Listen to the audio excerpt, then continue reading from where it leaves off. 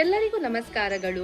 ಬಸ್ರೂರು ಪ್ರಾಚೀನ ಕಾಲದಲ್ಲಿ ವಸುಪುರ ಎಂಬ ಹೆಸರಿನಿಂದ ಪ್ರಸಿದ್ಧವಾಗಿದ್ದು, ವಿಜಯನಗರ ಸಾಮ್ರಾಜ್ಯದ ಅವಧಿಯಲ್ಲಿ ಪ್ರಮುಖ ವ್ಯಾಪಾರ ಸ್ಥಳವಾಗಿತ್ತು. ಜಿಲ್ಲೆ ಕುಂದಾಪುರ ತಾಲೂಕಿನ ಒಂದು ಸಣ್ಣ ಗ್ರಾಮವಾಗಿದ್ದ ಬಸ್ರೂರು ತನ್ನ ಶ್ರೀಮಂತ ಸಾಂಸ್ಕೃತಿಕ ಪರಂಪರೆಯಿಂದ ಪ್ರಸಿದ್ಧವಾಗಿದೆ. ಇಲ್ಲಿ ಸುಮಾರು 64 ದೇವಾಲಯಗಳಿದ್ದು, ಪ್ರತಿಯೊಂದು ದೇವಾಲಯಕ್ಕೂ ತನ್ನದೇ ಆದ ವಿಶೇಷತೆಗಳಿವೆ. ಈ ದೇವಾಲಯಗಳಲ್ಲಿ ಪ್ರಮುಖವಾದುದು ಬಸ್ರೂರು ಶ್ರೀ ಮಹಾಲಿಂಗೇಶ್ವರ ದೇವಸ್ಥಾನ. ಈ ದೇವಾಲಯದಲ್ಲಿ ಶತಮಾನಗಳಿಂದ ನೃತ್ಯ ಸೇವೆ ಪದ್ಧತಿಯು ನಡೆಯುತ್ತಾ ಬಂದಿದೆ ಎಂಬ ಪ್ರತೀತಿ ಇದೆ. ಈ ದೇವಾಲಯ ನೃತ್ಯ ಪರಂಪರೆಯು ದೇವರಿಗೆ ನೃತ್ಯ ಅರ್ಪಣೆ ಮಾಡುವಂತಹ ಭಕ್ತಿ ಪರಂಪರೆಯಾಗಿದೆ. ವಿವಿಧ ಹಬ್ಬಗಳು, ಉತ್ಸವಗಳು, ಪೂಜೆಗಳ ಸಂದರ್ಭದಲ್ಲಿ ವಿವಿಧ ರೀತಿಯ ಹಾಡುಗಳು ಹಾಗೂ ನೃತ್ಯಗಳನ್ನು ದೇವರಿಗೆ ಅರ್ಪಣೆ ಮಾಡಲಾಗುತ್ತಿತ್ತು.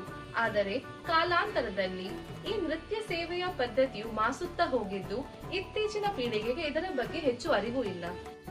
ಇದಕ್ಕೆ ನವಚೇತನ ಒದಗಿಸುವ ಕಾರ್ಯವನ್ನು ಕನರಾಡಿ ಶ್ರೀ ವಾದಿರಾಜ್ ಭಟ್ ಅವರು ಮಾಡಿದ್ದು, ಈ ಹಳೆಯ ದೇವಾಲಯ ನೃತ್ಯದ ಹಾಡುಗಳನ್ನು ಅವರು ಸಂಗ್ರಹಿಸಿ ಸಂರಕ್ಷಿಸಿದ್ದಾರೆ.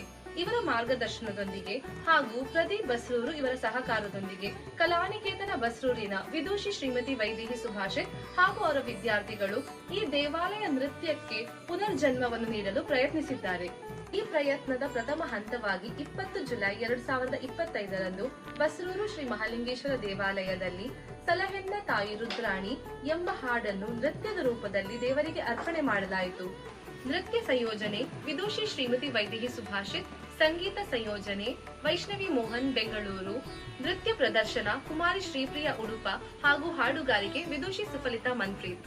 ಈ ಸಂದರ್ಭದಲ್ಲಿ ಬಸ್ರೂರು ಶ್ರೀ ಮಹಾಲಿಂಗೇಶ್ವರ ದೇವಾಲಯದ ಧರ್ಮದರ್ಶಿಗಳಾದ ಶ್ರೀ ಅಪ್ಪಣ್ಣ ಹೆಗ್ಡೆ ಅವರ ಪುತ್ರರಾದ ಕಿಶನ್ ಹೆಗ್ಡೆ ಅವರು, ಕನರಾಡಿ ವಾದಿರಾಜ್ ಭಟ್ ಅವರು, ಪ್ರದೀಪ್ ಬಸ್ರೂರು ಹಾಗೂ ರತ್ನಾಕರ್ ಆಚಾರ್ಯ ಬಸ್ರೂರು ಇವರು ಉಪಸ್ಥಿತರಿದ್ದರು. ಸೃಷ್ಟಿಯೊಳಧಿಕವಾಗಿರುವ ಶ್ರೀ ವಸುಪುರದಲ್ಲಿ ನೀ ಮೆರೆವ ಘಟ್ಟ ಬೆಟ್ಟಗಳಲ್ಲಿ ತೊಟ್ಟನನುಭವಿಸಿ ವಿಶೇಷ ಭಕ್ತರಿಗೆ ಕಷ್ಟ ಪರಿಹರಿಪಳೆ ನಂಬಿದೆ ಸಲಹೆನ್ನ ತಾಯೇ ರುದ್ರಾಣಿ ಜಗದ್ಗುರು ನಾಗಾಭರಣ ನರಾಣಿ.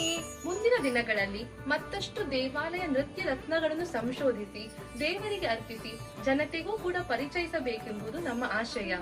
ಇಂತಹ ವೈಭವಶಾಲಿ ನೃತ್ಯದ ಪುನರುಜ್ಜೀವನದೊಂದಿಗೆ ಬಸ್ರೂರಿನ ಧಾರ್ಮಿಕ ಹಾಗೂ ಸಾಂಸ್ಕೃತಿಕ ಪ್ರವಾಸೋದ್ಯಮಕ್ಕೂ ಸಹ ಉತ್ತೇಜನ ಸಿಗಲಿ ಎಂಬುದು ನಮ್ಮ ಆಶಯ. ಧನ್ಯವಾದಗಳು.